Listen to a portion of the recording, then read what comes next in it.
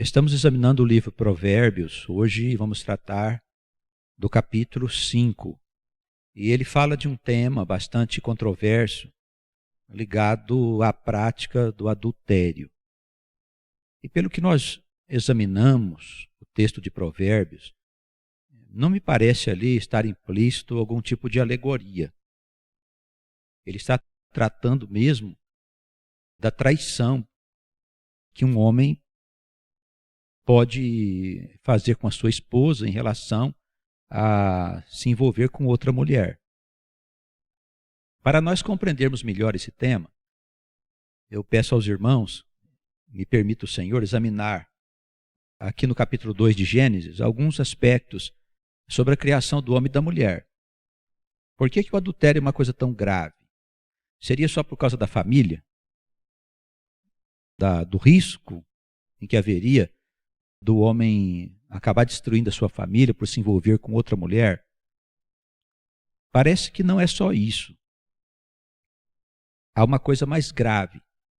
Examinando o Gênesis, aqui do capítulo 2, a partir do versículo 18, quando a palavra trata da criação do homem e da mulher, nós vamos perceber aqui que a mulher tem uma íntima ligação com o homem. Também nos parece estar presente nas Escrituras, de um modo geral, nas instruções, a ideia de que cada homem tem a sua mulher. E que esses dois unidos seria uma unidade, seria um só corpo, um só espírito. Pode ser de uma forma diferente? Pode ser de uma forma diferente. Mas convém que a gente se atente para as Escrituras, porque nós costumamos ler as coisas do nosso Deus, não concordamos com ele, e inventamos uma explicação qualquer segundo o nosso pensamento. A interpretação dos textos bíblicos depende do Espírito. Com certeza, nós podemos interpretar um texto alegoricamente, mas eu quero recordar aos irmãos que Lutero dizia que as alegorias elas não passam de lixo das Escrituras. Ele dizia que as alegorias são escórias, porque elas afastam o homem da verdade, do que está escrito nas Escrituras. Então, quando alegoricamente nós interpretamos um texto bíblico, inventamos uma coisa qualquer para se justificar, ou seja o que for, nós estamos cometendo um grave pecado contra a verdade. Por isso, a interpretação dos textos sagrados, embora possa ir para um lado de natureza espiritual, não deve perder o sentido literal. Quer dizer, se está escrito é porque tem um significado. Interpretando as coisas por esse ponto de vista, nós podemos avançar no conhecimento das coisas eternas, dentro daquilo que for possível a gente avançar, mas com segurança, porque não fugimos do modelo que está escrito. Isso é para nós como uma segurança, como uma âncora, que não deixa a gente soltar o navio e sair por aí, nessa tempestade de pensamentos e conceitos e coisas que são colocadas no mundo hoje, através dos meios de comunicação, internet, rede social e tantas outras coisas. O nosso barco se perde se a gente se afastar do sentido literal dos textos sagrados. Essa ideia está implícita aqui, veja só. Capítulo 2 de Gênesis, eu peço aos irmãos que acompanhem comigo, por favor, a partir do versículo 18, diz assim: E disse o Senhor Deus, não é bom que o homem esteja só, far-lhe-ei uma ajudadora idônea para ele. Havendo, pois, o Senhor Deus formado da terra todo animal do campo e toda a ave dos céus, os trouxe a Adão para este ver como lhes chamaria. E tudo o que Adão chamou a toda alma vivente, assim foi o seu nome. E Adão pôs os nomes a todo o gado, às aves dos céus e a todos os animais do campo, mas para o homem não se achava uma ajudadora idônea. Então veja, irmãos, no simbolismo do Gênesis aqui, que é um livro que traz toda uma simbologia, mas que nos permite compreender a lógica da criação. Nós vemos Deus fazendo toda a obra, a matéria, o tempo, o espaço, ajuntando a matéria, condensando as coisas para que houvesse os mundos. E depois, particularmente na Terra, ele desenvolve a vida dos animais, e inclusive do homem, e ele vai dizendo que tudo que ele tinha feito era bom. Mas há um momento em que ele faz ali uma consideração. Ele diz, não é bom que o homem esteja sozinho. Então, a existência da mulher, a necessidade dela ter sido criada por Deus, é o pensamento do próprio Deus. Então nós não podemos fugir desta ideia, desta concepção. Macho e fêmea os fez. Essa é a concepção das Sagradas Escrituras. Não há razão para a gente se afastar disso. Embora respeitemos a liberdade das pessoas a viverem como quiserem, hoje na modernidade eles acham que pode fazer o que quer dos seus corpos, porque são donos deles, etc. e tal, apesar de não poderem fazer crescer 1 milímetro sequer da sua estatura ou dos fios de cabelo da sua cabeça. Não tem poder sobre o corpo e acha que o corpo é dele. O corpo pertence a Deus, que o criou como instrumento da manifestação da alma. Então o Senhor Deus, versículo 21, fez cair um sono pesado sobre Adão, e este adormeceu, e tomou uma das suas costelas e cerrou a carne em seu lugar. E da costela que o Senhor Deus tomou do homem, formou uma mulher, e trouxe essa mulher para Adão. E Adão, que tinha dado nome a todas as coisas, porque o homem preside a criação, isso também está de Gênesis ao Apocalipse, disse o seguinte: esta é agora osso dos meus ossos e carne da minha carne. Esta será chamada mulher, porquanto do homem foi tomada. Do homem foi tomada. Me parece claro. Me parece claro que a mulher teve origem no homem. Ele poderia ter criado a mulher como ele criou os outros animais, como ele criou o próprio Adão. Mas as Escrituras não dizem isso. Elas dizem que a mulher foi retirada da alma do homem, ou do corpo do homem, no simbolismo do Gênesis. É possível uma alma se dividir? É possível, pois nós somos divisões da própria alma de Deus. Nós somos fulgurações da alma de Deus, consciências individualizadas do próprio Deus, que percebem que estão existindo separadas do Criador. Pelo menos é isso que a gente entende nas Escrituras Sagradas e na lógica do pensamento divino, quando examinamos as coisas pela inteligência. Nos parece fora de qualquer propósito acreditar que a alma nasceu do nada, porque o nada não pode produzir coisa alguma, nem Deus pode gerar alguma coisa do nada. Deus não é mágico, não faz puff e aparecem as coisas. Tudo não passa da transformação do próprio Deus, que se manifesta como Pai, Filho e Espírito, para gerar essa criação maravilhosa. Então não me parece um absurdo que a alma da mulher seja uma parcela da alma do homem. E se isso for verdade, e há indícios que sim, todo homem tem a sua mulher. E o que há de mais lindo e verdadeiro é quando essas almas começam a se encontrar ao longo das suas vidas, porque elas se unem perfeitamente. Já me perguntaram se existe possibilidade da alma se casar, a alma de uma mulher se casar com a alma de um homem, um casamento, através de uma união conjugal, que não seja o homem dela. Ou o homem casar com uma mulher que não seja a metade daquele homem. Pode ser, vivemos num tempo caótico, uma grande confusão é posta nesse mundo pelo espírito das trevas. Mas no estado futuro, eu penso que cada homem estará com a sua mulher. Outra coisa que é interessante a gente saber é que a mulher, ela também precisa encontrar o seu parceiro, quer dizer, a sua metade. Se ela não encontrar, ela não consegue se realizar. Porque só a unidade, a unificação das duas almas, que gera um espírito e gera um só corpo. E gera felicidade plena, como um complemento da alma que foi separada.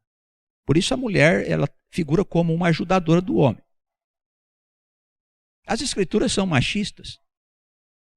Será que os homens que escreveram as Escrituras eram pessoas que não consideravam a mulher? Absolutamente. A mulher tem o seu papel dentro da criação.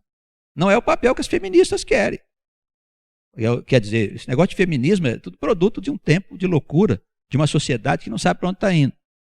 Está indo no caminho do buraco, infelizmente. Mas a mulher tem uma função distinta. Dentro das escrituras sagradas, o papel dela está posto de fora a fora. Então, a mulher não é repreendida pelo adultério. Tratando lá do Provérbio 5. O homem é repreendido. A mulher não é instruída sobre o adultério. O homem é instruído sobre isso. Por quê? Porque ele é responsável. Em todas as situações de adultério, o homem é responsável por aquilo que acontece. Claro que aquela mulher com quem ele se envolveu, ela também fica contaminada pelo adultério. E as pessoas que casarem com ela, segundo a instrução de Jesus, ficam envolvidas no mesmo pecado. Então, as escrituras estariam simbolizando uma coisa tão grave? Eu penso que não. Eu acredito que para nós que somos o povo de Deus, nós precisamos preservar os valores do nosso Deus. E as nossas opiniões precisam se fundamentar nas coisas do nosso Deus, na forma como ele colocou as coisas. Ah, mas por que ele criou a mulher diferente do homem? Pergunta para ele, meu amigo. Pergunta para ele. Está escrito aqui para ajudar o homem. É um complemento da vida do homem, porque o homem não pode existir sozinho. Então, estas coisas estão postas. Dizer que as escrituras precisam ser atualizadas, que a modernidade precisa entrar nas escrituras, isso tudo não me parece que a modernidade saiba muito bem o que está fazendo das coisas. Não me parece. Principalmente em relação ao homem e à mulher. Há uma grande confusão na sociedade, em todas as nações do mundo. Principalmente no Ocidente, onde se colocou a liberdade para as pessoas fazerem o que querem. Então, a situação é bastante grave.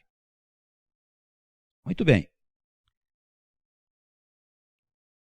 Versículo 24. A palavra diz assim: portanto, deixará o homem o seu pai e sua mãe,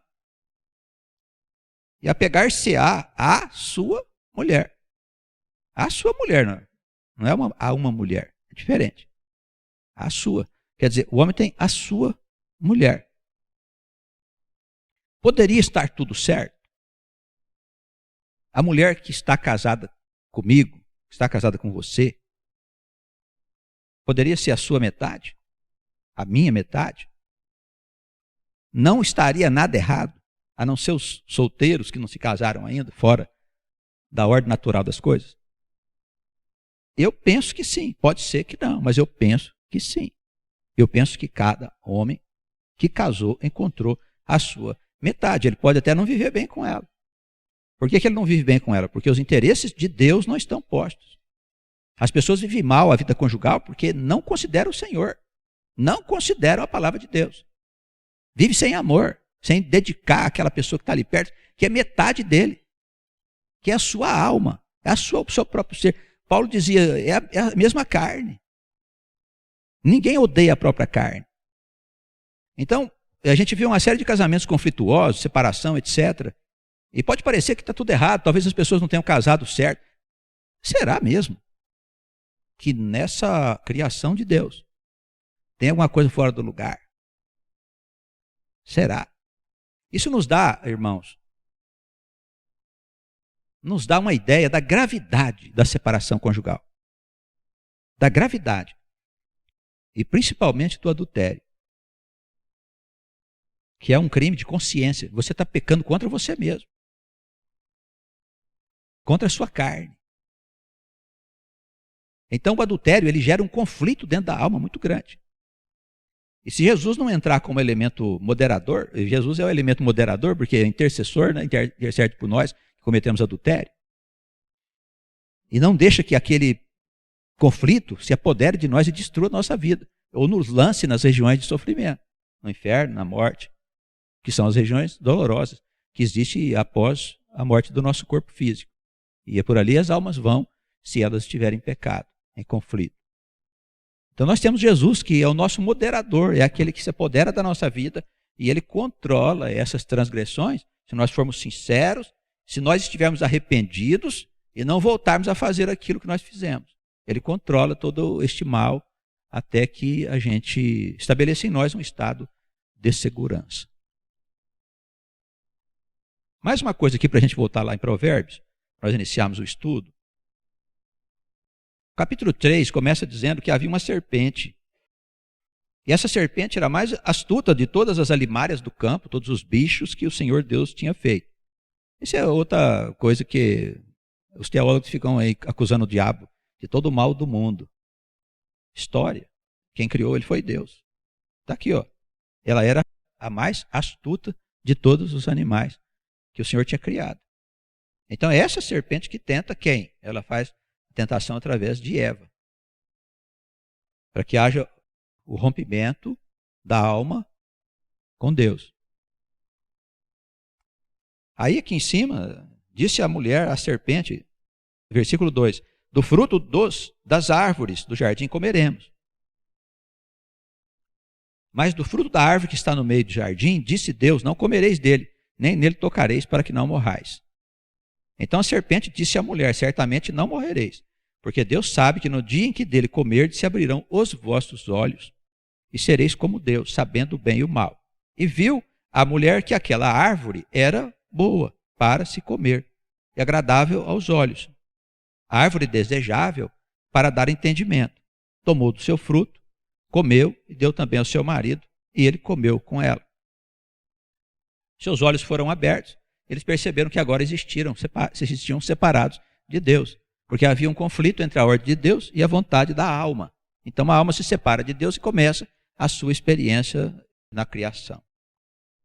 Nós vemos aqui que a tentação se passa pela mulher. Não vai tentar o homem, ele tenta a mulher. Por quê? Porque a mulher é a parte frágil do homem, sensível do homem. Veja que a desobediência não é do Adão, a desobediência é dos dois. Então os dois se separaram de Deus, eles olharam para eles e perceberam que estavam nus, eles se cobriram com folhas. Então os dois são um só, também na tentação e na separação. Muito bem, vamos a Provérbios agora, o capítulo 5. Esta introdução é importante, irmãos, para a gente poder saber por que é que as Escrituras condenam tanto o adultério. Então, eles estão sempre instruindo sobre isso. O perigo do adultério, capítulo 5 do livro Provérbios. Filho meu, atende à minha sabedoria, à minha inteligência, inclina o teu ouvido, para que guardes os meus conselhos e os teus lábios observem o conhecimento. Então, a introdução aqui é comum a quase todos os capítulos de Provérbios, em que o Espírito aconselha a alma como se fosse um filho, dizendo, olha, observa o que eu estou te falando, guarda as coisas no teu coração, para que você possa ter sabedoria e viver com sabedoria. Os teus lábios observem o conhecimento. O que quer dizer? A sabedoria não é uma coisa para a gente guardar ela, é uma coisa para a gente anunciar. Então, quando somos instruídos pela palavra de Deus, nós precisamos anunciar essas boas novas a quem nós pudermos. E a partir do versículo 3, ele começa a dizer do perigo que significa para o homem a mulher, como objeto de tentação em relação ao adultério. Os lábios da mulher estranha destilam favos de mel. O seu paladar é mais suave do que o azeite, mas o seu fim é amargoso como o absinto, agudo como a espada de dois gumes. Então o Espírito aqui, irmãos, ele faz aqui um alerta, dizendo do perigo que é o adultério. A mulher estranha, parece que ela tem um brilho diferente da mulher do sujeito, que está com ele há muito tempo, que cuida dele, que cuida dos filhos, que faz comida para ele, limpa a casa e tantas outras coisas mais, que aquela mulher faz ao longo de muitos anos. E ele vai, aos poucos, deixando que a tentação comece a rodeá-lo. E através de uma mulher, ele é tentado. E começa ali, se desenvolve ali uma aventura em relação àquela mulher. Ele acha que não tem nada demais, porque hoje a sociedade, ela vê com bons olhos essas coisas de aventuras conjugais, que isso põe tempero no casamento, não sei o quê, isso é tudo conversa do diabo, que põe tempero no casamento. Vai socar você nas trevas. Vai enfiar você nas trevas. Quando o sujeito começa a se envolver com a mulher parece ser um sonho.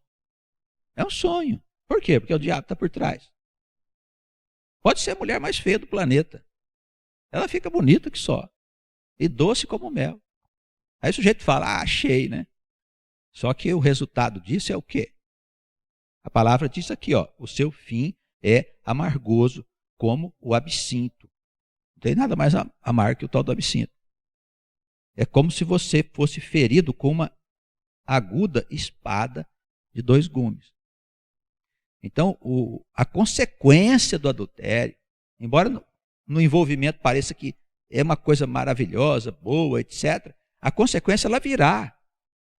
Ela vem para poder mostrar para você que você saiu do rumo aconselhado por Deus. Os pés dessa mulher descem para a morte. Os seus passos estão impregnados do inferno. Para que não ponderes os caminhos da vida, as suas andanças são errantes, jamais os conhecerá. Agora, pois, filhos, dai-me ouvidos, e não vos desvieis das palavras da minha boca. Então, irmãos, veja só, a palavra está sendo dirigida aqui ao homem, que é responsável pelo adultério. Responsável. Porque o homem é que é a premissa da criação. A mulher é a sua ajudadora idônea. Ela tem um papel de completar a vida do homem. Há uma série de situações na vida desse mundo, que é uma grande confusão, de pessoas que estão sozinhas, que não encontraram ainda seu parceiro, a mulher não encontrou ainda o seu homem, o homem não encontrou ainda a sua companheira. E como nós fazemos para achar essa mulher, esse homem? Nós precisamos conversar de perto com Deus. Por quê? Porque a vida na solidão, ela é uma vida fora do contexto da criação. Macho e fêmea os fez. É complemento. Então, há separação conjugal, há pessoa que não casou, pessoa que não quis, não fez, aconteceu. Amém, mas está fora da ordem do universo. Trata de pensar, futuramente Deus vai conduzir sua vida conforme Ele determinar. Por que às vezes nós não encontramos o parceiro ou a parceira? Porque nós estamos sonhando com parceiro do ponto de vista do mundo. Queremos quando é a mulher, que é um príncipe, um jeito bonito, um jeito bem situado, inteligente, estudado, etc., com bons recursos. E tu vai fazer o que com um homem desse? Um cara lindo, com dinheiro, inteligente. Ué, claro que as mulheres vão em cima dele. Então trata de procurar um sujeito mais feiozinho, entendeu? Mais desarrumadinho. Aí ele, tipo sapinho, né? Você dá um beijo nele, vira um príncipe. Né? Aí você dá uma arrumada nele. Então funciona assim. O homem também deve procurar a sua mulher. Às vezes está perto. E ele fica sonhando, às vezes com uma princesa, uma coisa maravilhosa. A mulher está ali, boa, idônea, trabalhadeira, etc. Então nós precisamos conversar com Deus, pedir a Deus, ó meu Deus, abre os meus olhos para que eu possa ver a verdade. Eu quero encontrar meu companheiro, eu quero encontrar minha companheira para que eu possa com ele construir uma vida, uma família. E honrar, evidentemente, essa mulher, honrar este homem. Porque as escrituras, elas nos alertam do que temos que fazer para que esta união seja agradável. Claro que onde há adultério, onde há mentira, todas essas coisas provocam uma vida de relação desagradável a nós mesmos que nos envolvemos nisso e também na nossa relação de intimidade com o próprio Deus. A palavra não está aqui para nos acusar de nada, mas para nos alertar. Toma cuidado, porque é um perigo real. Tanto que é o mandamento da lei. Não adulterarás. É o mandamento da lei. Não é? Não desejarás a mulher do próximo. Veja só. Tem mandamento, não desejarás o homem do próximo? Não tem. Tem esse mandamento. Os irmãos já viram por aí? Hã? Não desejarás o homem do próximo? Não existe esse mandamento. Por quê? Porque o mandamento não é voltado para a mulher. É voltado para o homem. Não desejarás a mulher do teu próximo. E ó, Muitas coisas, hein? Deus vai aqui nos livros depois de Moisés, vai abrindo em Deuteronômio, vai falando muito sobre tudo isso. E aqueles que estão casados e que estão infelizes por uma razão ou outra, isso e aquilo, eu acho que não é, eu não achei minha mulher, casei errado, casou nada. Imagina se você casou errado. Tu acha mesmo que você casou errado? Acha mesmo que houve um erro? Claro que não. Casei 2 vezes, 3 vezes, etc. Tudo isso é anormalidade. Por quê? Porque nos tempos em que nós nos separamos, não conhecíamos o Deus da verdade. Não conhecíamos a profundidade das coisas de Deus. Então separamos, brigamos, vivemos mal, éramos estúpidos. Mas a responsabilidade está sobre o homem. Os irmãos percebem que não tem como viver as Escrituras nesse conceito de que não existe sexo de homem e mulher, que a mulher pode casar com mulher, homem com homem. Não existe isso dentro das Escrituras. É respeitável, o pessoal está fazendo isso aí fora, fica à vontade. Deixa. O campo é profícuo, pode plantar como quiser. Vai colher, evidentemente. Mas para nós que somos o povo de Deus, os modelos estão colocados, irmãos. Colocados para nós. E os alertas feitos ao homem. A responsabilidade da felicidade conjugal é do homem. Se o homem não fizer isso, ele vai ser responsabilizado perante Deus. E digo-vos mais. Há nas palavras de Paulo um conceito em que parece que o homem é responsabilidade dele, inclusive, a salvação da sua companheira. Isso está nas palavras do apóstolo Paulo. Com todas as vênias e cuidados, etc. e tal, situações que não, que sim, que tal. Eu estou dizendo dos ensinamentos gerais das Escrituras Sagradas. Então, nós que somos homens, temos uma grande responsabilidade na salvação da nossa mulher, na condução da vida da nossa mulher. E se não cumprirmos esse papel, nós vamos estar cometendo pecado. Me parece que é assim que está posto nas Sagradas Escrituras. Se você não concorda, traz as argumentações. Com a palavra. Preferencialmente. Então tomemos cuidado, porque os pés da mulher que nos chama ao adultério descem para as regiões da morte. Os seus passos estão impregnados do inferno, de maneira que não ponderes os caminhos da vida. Agora, pois, filhos, dai-me ouvidos, não vos desvieis das palavras da minha boca. Longe dela seja o teu caminho, o Espírito vai falando para ele aí, longe dela seja o teu caminho, e não te chegues à porta da sua casa, para que não des a outrem a tua honra, e não entregues a cruéis os teus anos de vida. Quer dizer, olha, você vai arrumar uma confusão tão grande, você vai ficar mal visto no meio da sociedade, no meio dos irmãos, e até os teus bens serão afetados, porque você se envolveu com alguém que você não devia se envolver. Para que não fartes a estranhos o teu esforço e o fruto do teu trabalho vá parar em casa alheia. E no fim, venhas a gemer, a sofrer as consequências, consumir-se da tua carne, no consumir-se da tua carne e do teu corpo. Então as consequências estão aí à mostra. À mostra. Nós precisamos, irmãos, valorizar o papel dos homens na felicidade da família. Essa coisa de que a mulher toma conta da casa e faz e acontece. Não, a gente vive em harmonia com as nossas mulheres perfeitamente. E com certeza nós estamos com a nossa metade. E temos responsabilidade na felicidade da nossa mulher. E possivelmente na sua salvação. Pelo menos é o que dá a entender. Os textos bíblicos dão a entender nesse sentido. Tome cuidado para que você não venha dizer, versículo 12, como odiei a correção e o meu coração desprezou a repreensão. E não escutei a voz dos que me ensinavam, nem aos meus mestres inclinei o meu ouvido. No meio da assembleia, da congregação, foi que eu me achei em quase todo o mal. Então, evidentemente será, Deus vai revelar o seu pecado, para que todos possam saber que você está andando nos caminhos obscuros. Não pode ser. Como eu posso me vacinar? Ocupa-te com Deus. Cabeça vazia é a oficina do diabo. Não dê liberdade à mulher. Não dê liberdade a ela. Você é um homem casado, se você é um homem solteiro, muito bem, você tem que achar a dita, não é? Tem que achar essa mulher. Então namora uma, outra, sai com uma com outra, conversa. A moça solteira também tem a liberdade para sair. De preferência não vá para motel, não vai dormir com o homem para dizer para ele que você é isso ou aquilo. Não, não faça isso. Não é por esse caminho. Se o homem, primeira vez que sair com você, quiser ir para um motel, pede para ele deixar você em casa. Ele não serve para nada. É coisa da rua. É coisa do diabo. Então nós precisamos, irmãos, valorizar a vida conjugal que dá origem à família.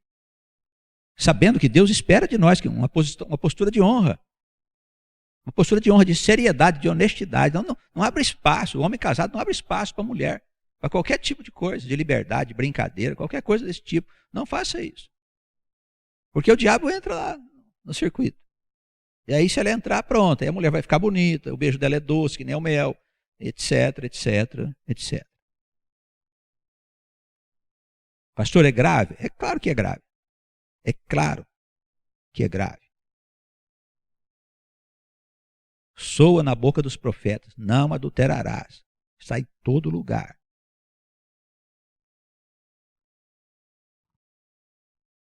Daí ele começa a aconselhar em relação à mulher do homem. Bebe a água da tua fonte. O que é a tua fonte? A tua mulher. Bebe a água da tua fonte, das correntes do teu poço.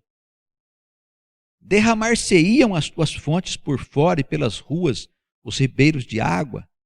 E sua mulher vai te trair, vai derramar as coisas boas dela na rua. É isso que você gostaria? Você está fazendo isso com ela. Sejam para ti somente, e não para os estranhos contigo.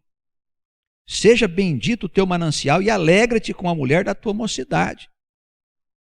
Que bênção, não tem coisa melhor que o homem casar com uma mulher só e viver a vida dele com ela, a vida toda com ela, apesar das dificuldades, das crises, das situações que se formam, mas sempre as situações se formam por causa da ausência de uma vida com Deus.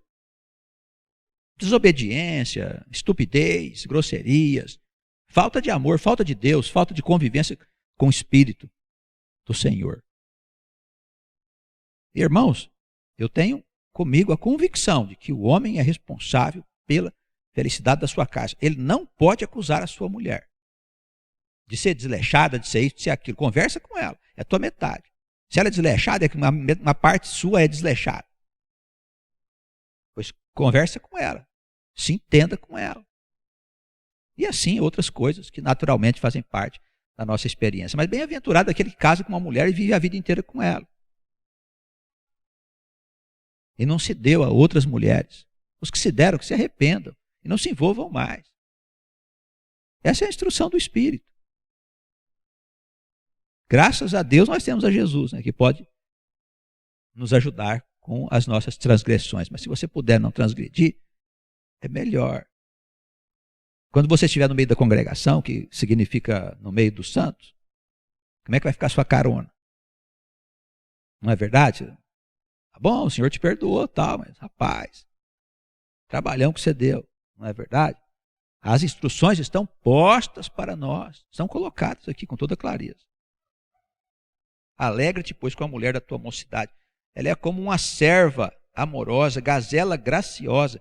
Os seus seios te saciem todo o tempo, e pelo seu amor sejas atraído perpetuamente. A palavra, perpetuamente. Por quê? Porque é definitivo. É a tua mulher. É a tua alma que está ali. É o complemento da tua vida. Por isso que o laço é eterno. A palavra que aparece no sentido de eternidade. Mas em todas as vidas, então, eu vou viver com a minha mulher. Por que você quer outra? Para que você quer outra? Para fazer sexo? Só se for para isso. Porque a mulher que você tem é a melhor mulher que Deus determinou para você. Pelo menos é o que a gente entende das Escrituras. Não é verdade? Imagina só, irmãos, nos é dado viver muitas vezes, muitas vezes, muitas vezes. Nós gostaríamos de viver nossas muitas vidas com outras mulheres, com mulheres estranhas, desconhecidas. Eu na outra vida não quero nascer ao seu lado, eu quero nascer com a outra, casar com a outra mulher. Para quê? Uma desconhecida? Que você não conhece ela. Você nunca se deitou com ela. Porque você quer uma outra mulher só para se deitar? Não dura 2, 3 anos. Sexo é isso. Depois, tem que entrar filhos. Tem que entrar uma série de coisas que vão tornar a vida uma vida abundante, rica. O sexo também, a sexualidade tem que ser desenvolvida, cuidada pelos cônjuges, por marido e mulher. E quando eles são pessoas amorosas e dedicadas, a sexualidade se torna uma coisa agradável com o desenvolvimento da idade. Ao contrário do que pensam alguns, a gente vai ficando velho, o sexo desaparece e tal. Não, não é bem assim, ele amadurece. É uma coisa muito mais agradável. Por quê? Porque a intimidade cresceu.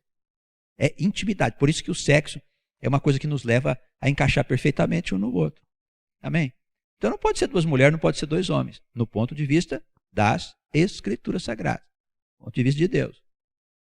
Respeitando aqueles que pensam contrário a nós.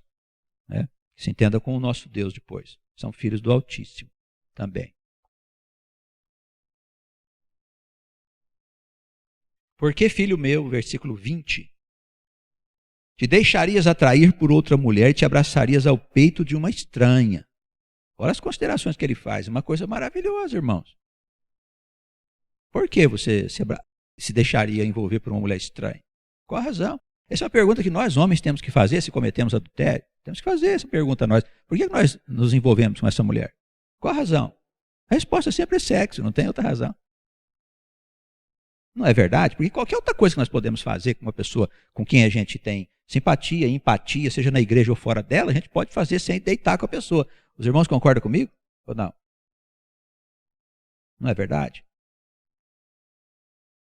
Então a vida pode existir de relação sem haver um envolvimento sexual? Evidentemente. A sexualidade é uma coisa da intimidade do homem com a mulher. Com a sua mulher. A Escritura diz, a sua, não é uma mulher, é a sua mulher.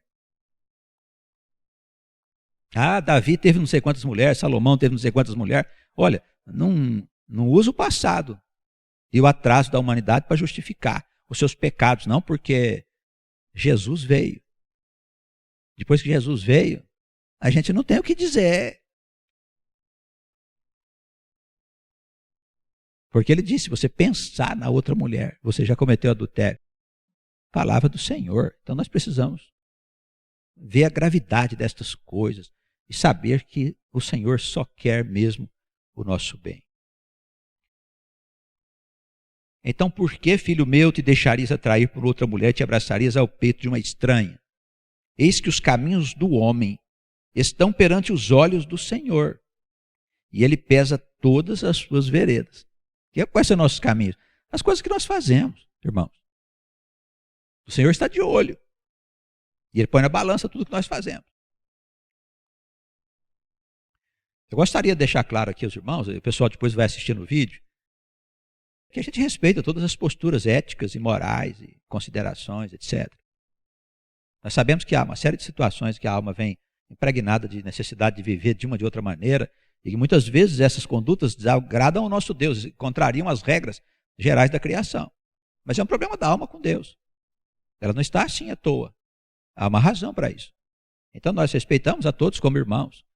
Mas quando nós falamos do modelo de Deus, o modelo de Deus é bem claro. Ele não guarda espaço para você, desculpado ali. Não guarda espaço. Jesus disse que a separação conjugal só se justifica em situação de prostituição. Isso está claro. O cônjuge não tem necessidade de ficar suportando alguém que está cometendo adultério o resto da vida. Claro que tudo tem que se fazer para poder consertar o que está estragado, mas se o cônjuge insistir em adulterar, então a separação conjugal é autorizada, mas o estado é de anormalidade. Isso tem que ser ajustado depois, numa outra experiência. Lá para frente, tem que ajustar. Porque houve separação conjugal, o corpo ficou seccionado. Pelo menos é o que nós entendemos das Escrituras. Os caminhos do homem, pois, estão perante os olhos do Senhor, e ele pesa todas as suas veredas. Quanto ao ímpio, quanto ao pecador, as suas iniquidades o prenderão. E com as cordas do seu pecado, ele será detido. Ele morrerá, porque desavisadamente andou. E pelo excesso da sua loucura, ele se perderá. Amém? Entendemos isso, irmão? Então eu quero que os irmãos façam uma reflexão sobre esse aspecto da responsabilidade do homem na estruturação da família, na felicidade da sua mulher e na salvação da sua mulher. O homem precisa fazer isso, porque Deus está de olho nas suas atitudes, nas coisas que ele faz. O homem não pode se justificar diante de Deus, porque as regras estão de maneira clara expostas para qualquer pessoa dotada de um mínimo de senso, ela possa entender como deve ser a nossa vida. Vamos refletir sobre isso e o Senhor afaste de nós o adultério. Que Ele nos abençoe, nos guarde no seu amor, misericórdia e bondade. Amém.